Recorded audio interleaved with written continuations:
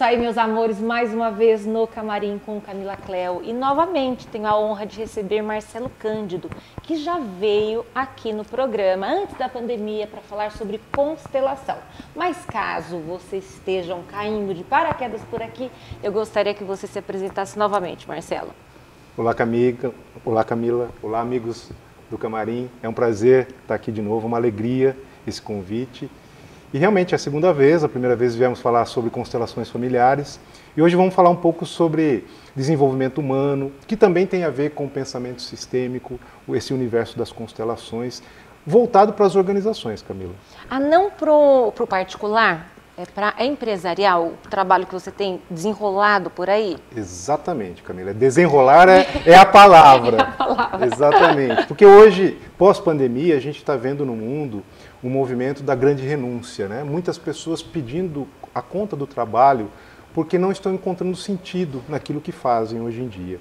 E as empresas estão buscando alternativas para lidar com a saúde mental dos colaboradores e também o desenvolvimento das pessoas dentro das organizações. E aí a minha proposta é ajudar as empresas e profissionais a encontrar esse significado, a encontrar esse desenvolvimento pessoal, que lógico que vai também desenrolar na vida profissional.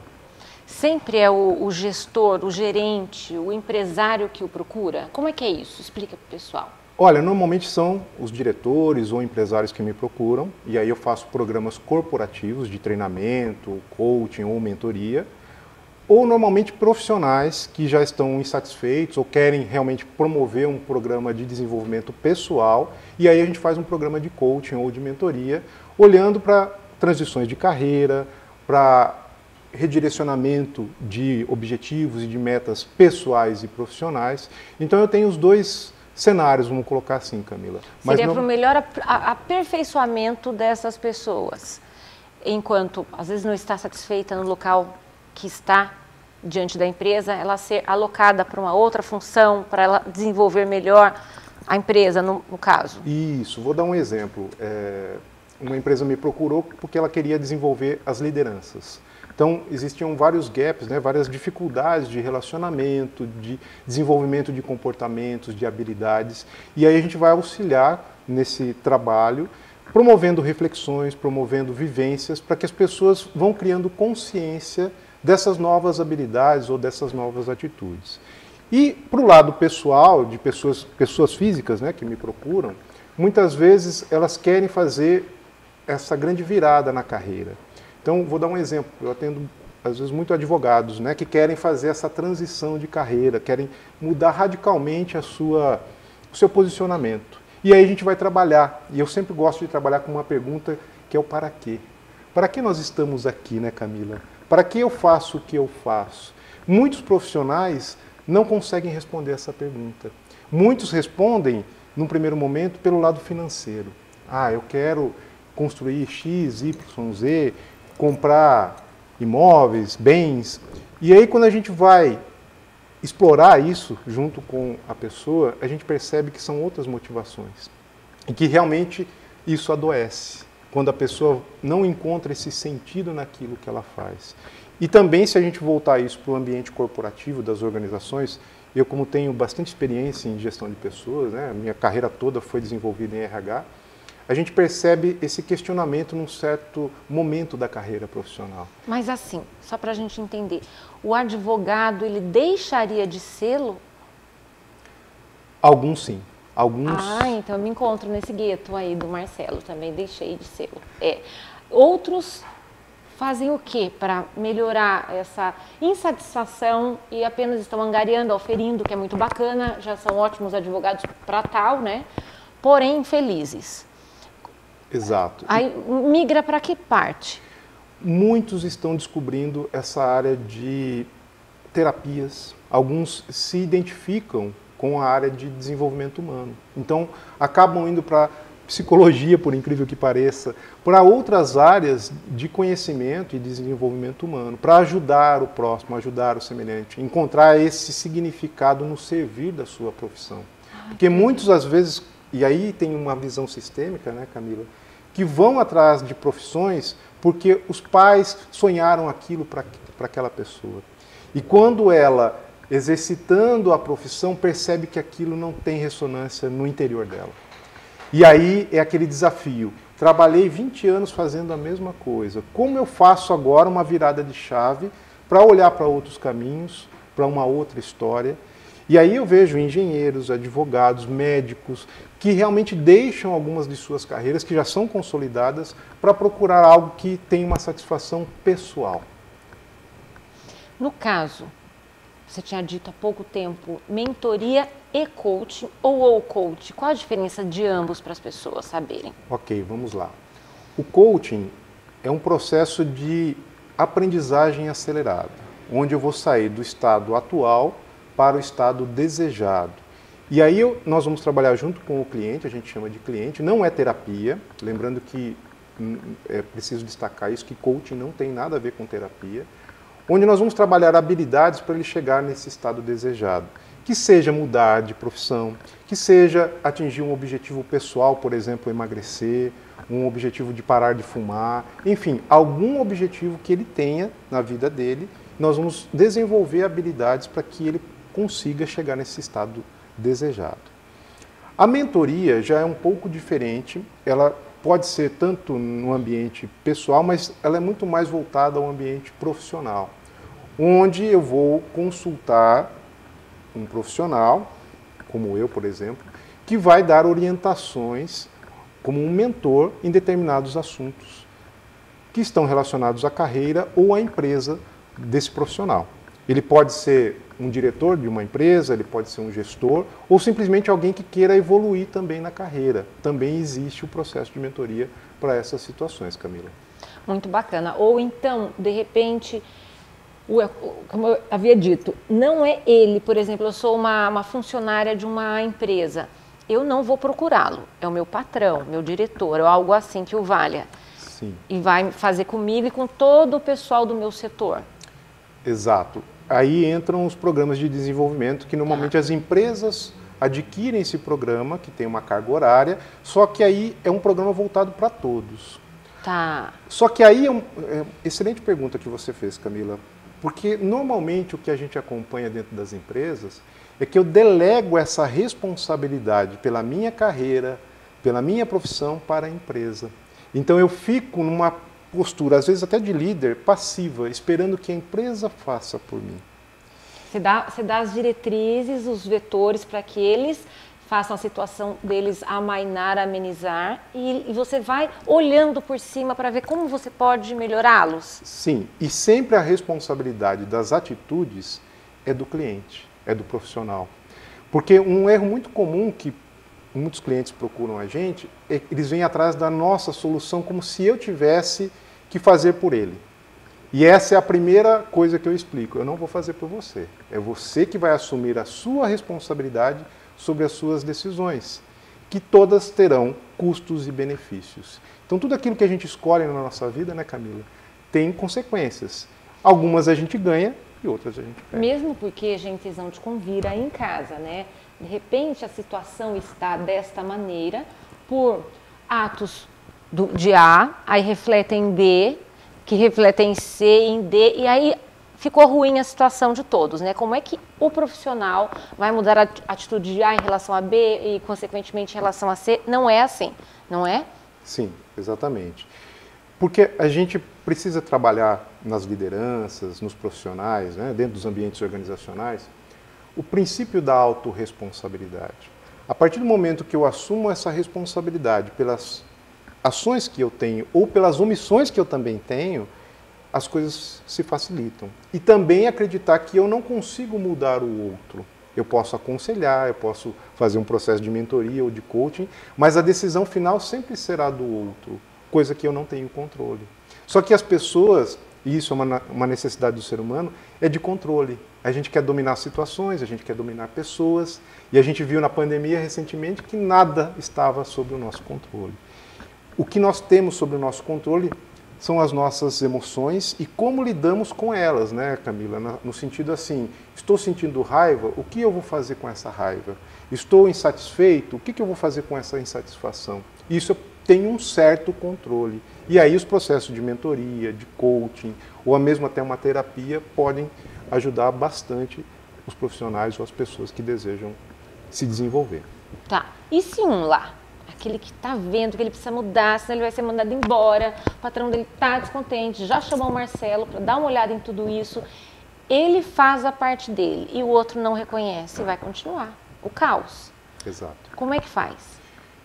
Aí temos duas opções. Ou ele tem um diálogo aberto com a empresa e negocia essa insatisfação e desafia a empresa também a dar uma oportunidade para que ele possa se desenvolver, possa crescer, ou realmente ele escolhe a decisão de se retirar daquele local. Porque às vezes naquele ambiente ele já não vê mais possibilidade de crescimento, ele já entrou num certo nível de conflitos que não tem às vezes um caminho muito favorável, vamos colocar assim, Camila. Então eu sempre oriento as pessoas de que maneira? Há possibilidade de diálogo dentro da organização para que você tenha essas possibilidades? Sim. Ok, então se você tem, vai negociar, vai conversar, coloca as cartas na mesa. Agora, se realmente é um ambiente fechado, onde não há essa possibilidade, aí vem a autorresponsabilidade. Eu não vou ficar esperando um milagre, eu vou decidir, vou fazer meu currículo, vou fazer um processo de coaching, enfim, eu vou fazer essa transição para um ambiente onde eu me sinta feliz. E é isso que a gente tem visto nessa grande renúncia, como eu te falei, né? Recentemente, nos Estados Unidos, tem estudos que 4 milhões de pessoas por mês têm pedido as demissões, têm pedido demissão do trabalho. E esse movimento, de certa maneira, já chegou no Brasil também, que é essa busca de sentido, de significado no trabalho. São dois vórtices, né? A busca de sentido, de significado e por estar em meio, ou por estar em meio a pessoas nocivas, que você carrega todo esse peso, leva para o ambiente familiar, enfim, né? O inferno instalado na Terra.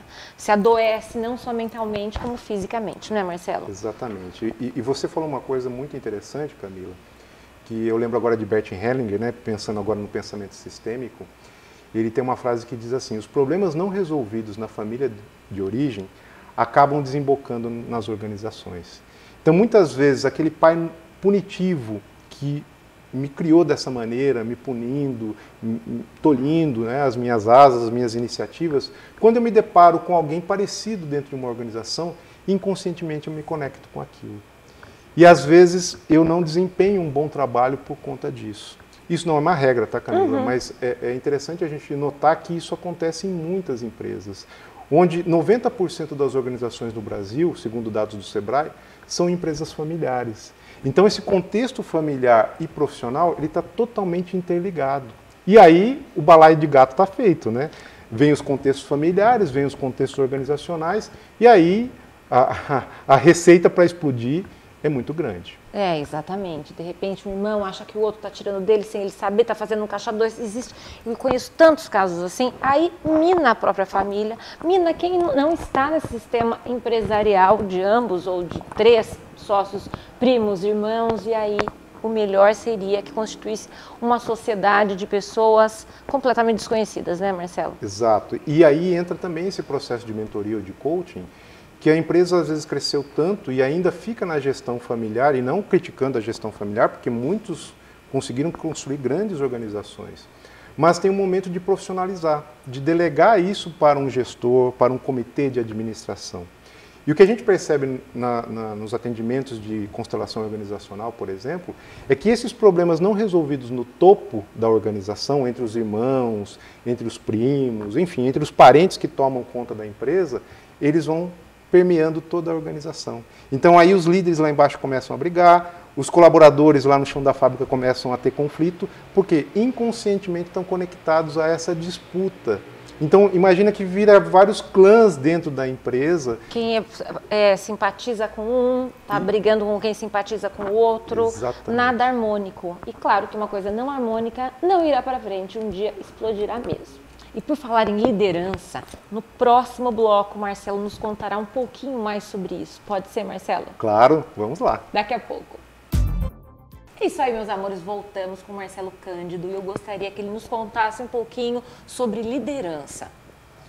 Legal, Camila. Liderança, eu creio que é um dos temas essenciais para todas as organizações. E a gente percebe que hoje, em qualquer política de empresa, de gestão de pessoas, o papel do líder ele é fundamental. Porque ele, ou o conjunto de líderes de uma organização, são os responsáveis, os guardiões da cultura da empresa, que são importantes na cultura da empresa. Eles são os guardiões dos valores, dos princípios. E normalmente, como a gente já disse aqui no primeiro bloco, as organizações brasileiras, a maioria delas são familiares. E às vezes essa essência que foi criada lá pelo fundador, ela vai se perdendo no meio do caminho. E por isso que é importante o líder ou o conjunto de líderes dessa empresa não deixar perder essa essência. O para que aquela empresa existe? Os líderes são esse porta-voz que vão relembrar, que vão trazer essa herança genética, entre aspas. Essa função social, digamos assim, da empresa. Sim. Que aí volta naquela pergunta que eu fiz no primeiro bloco, para quê?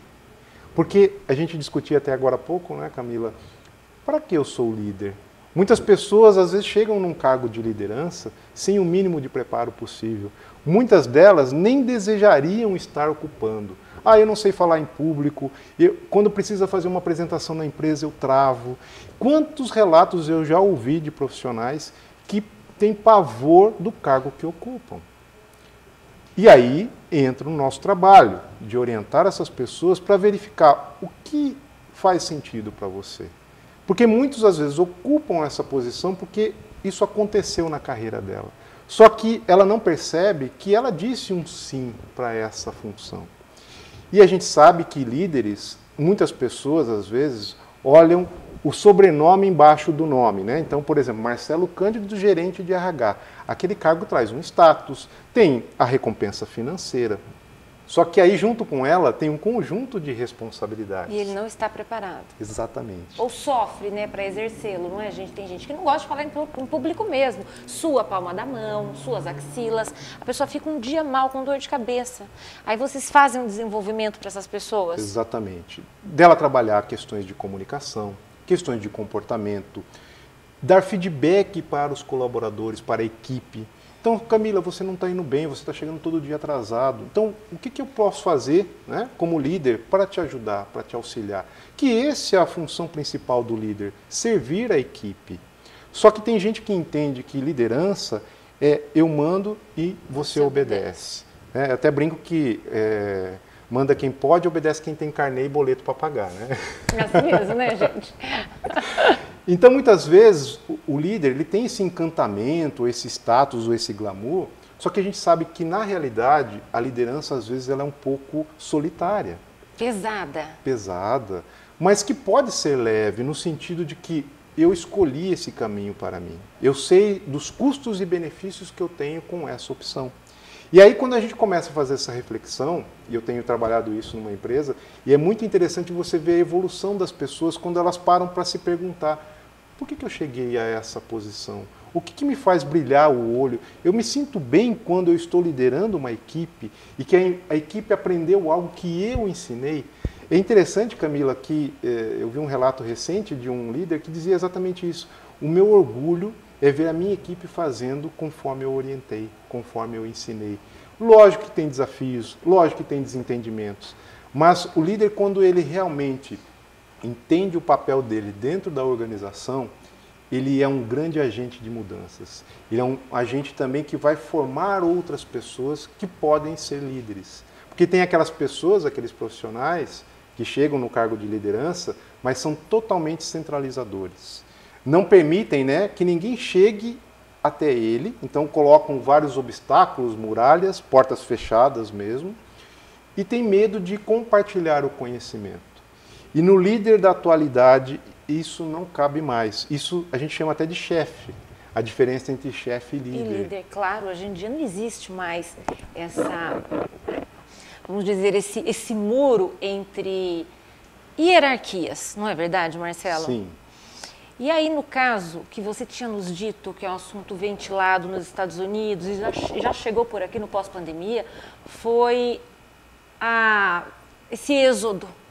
As pessoas saem das suas funções nas empresas para fazer algo sozinha. Como você vê isso enquanto profissional dessa parte, dessa área? Eu vejo que é um grande desafio para a nossa sociedade, que passa por grandes transformações.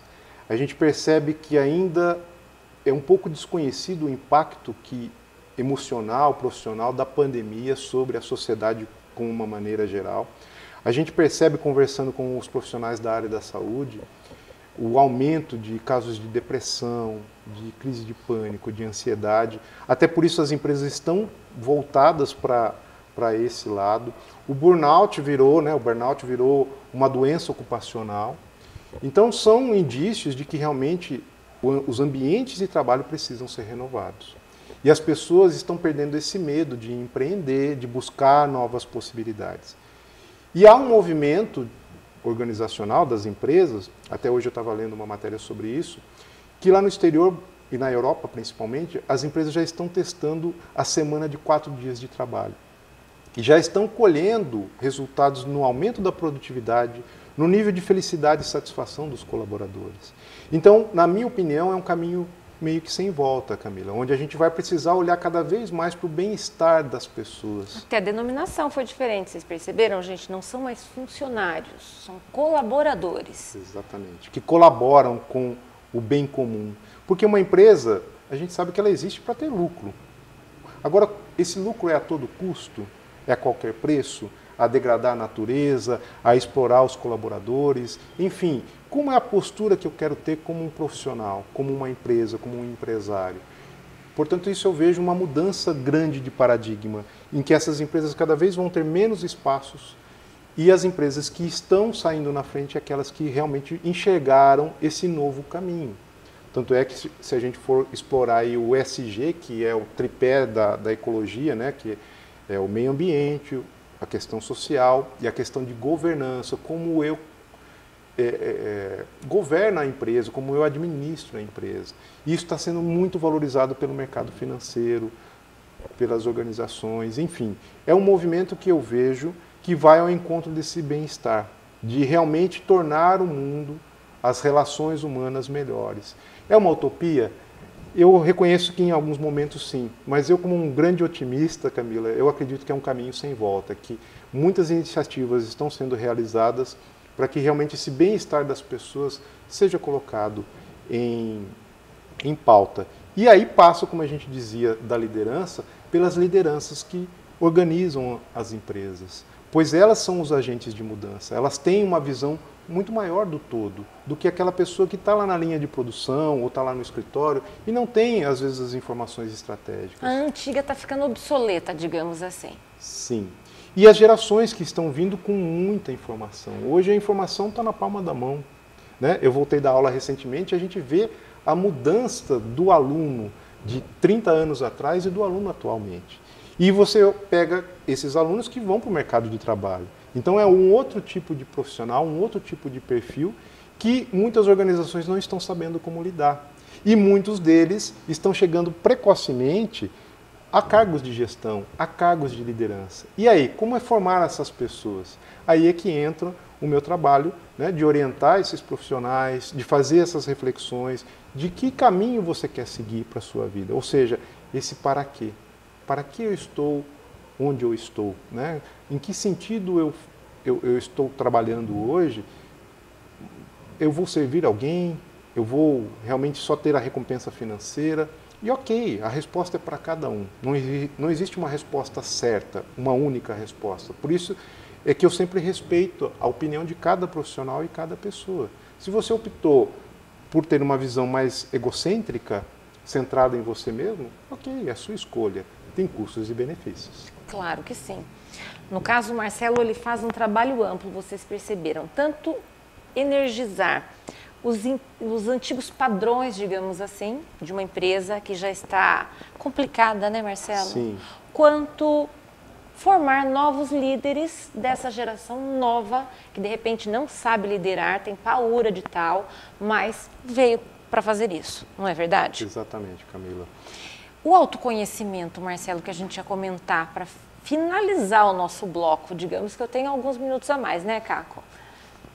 Muito bem. O autoconhecimento eu vejo que é a chave para o bem-estar. Logicamente, não é possível a gente se conhecer 100%. Mas a partir do momento que eu sei como eu reajo diante de determinadas situações, eu vou agir de uma maneira diferente ou de uma maneira melhor. Então, se eu sei que eu tenho raiva, né, e naquele momento que eu explodir, eu vou fazer besteira, se eu conseguir fazer uma respiração, ir ao banheiro, deixar de responder o e-mail naquele momento, respirar, trazer a consciência do que está acontecendo é muito melhor. E esse processo de autoconhecimento, aliás, é uma das palavras mais buscadas hoje no Google e nos mecanismos de busca, justamente é essa coragem de olhar para dentro.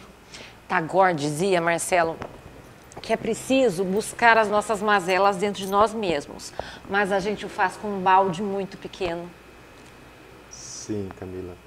E muitas vezes a gente temos as nossas luzes e as nossas sombras.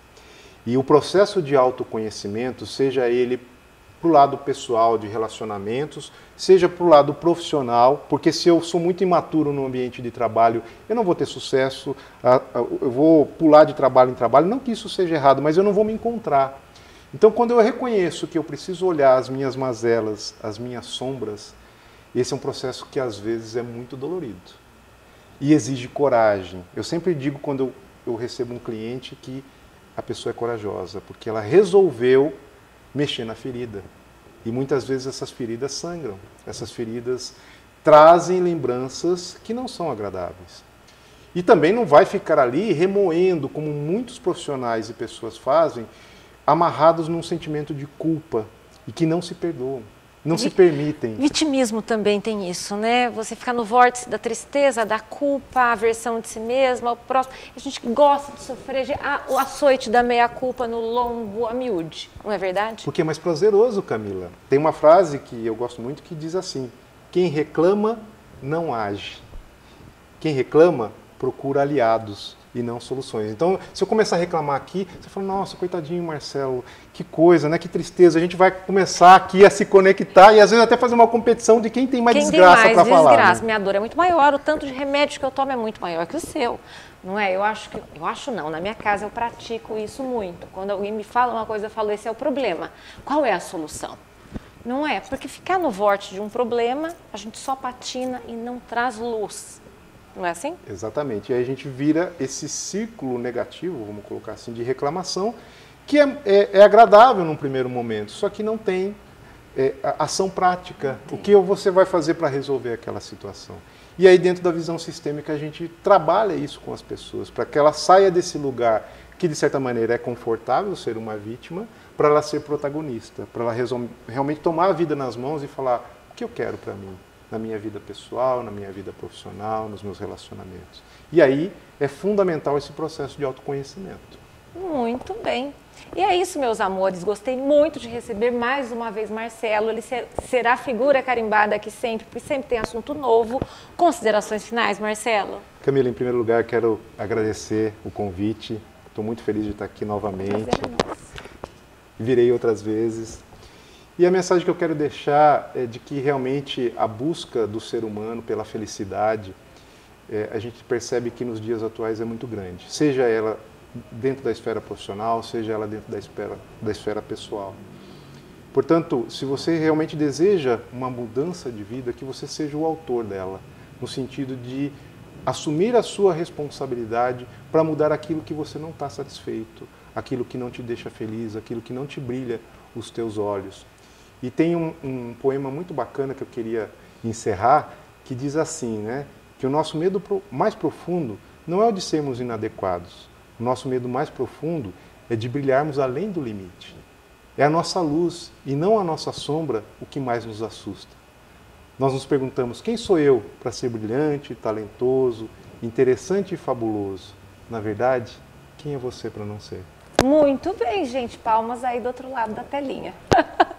Marcelo, foi um prazer enorme. Depois você me passa, quero escrever isso, tá, gente? Vamos colocar aqui na caixa de descrições no YouTube. Muito obrigada. Eu que agradeço, Volte Camila. sempre. Voltaremos. Muito obrigada, meus amores, e até o próximo programa. Tchau. Valeu, pessoal.